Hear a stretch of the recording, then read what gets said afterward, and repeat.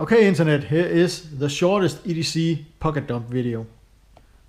Wallet, watch, keys, phone, bingo, that's it.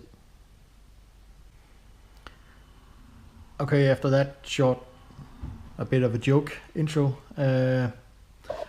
usually always carry some kind of tobacco, chewing tobacco.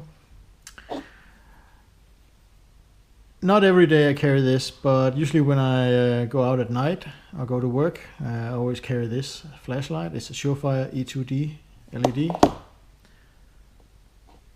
And then I carry this.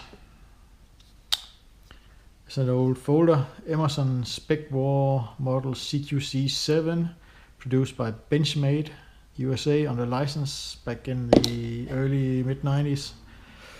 Great knife. That's it. If you have any questions to my EDC, feel free to leave a comment in the comment section or send me a message. Cheers!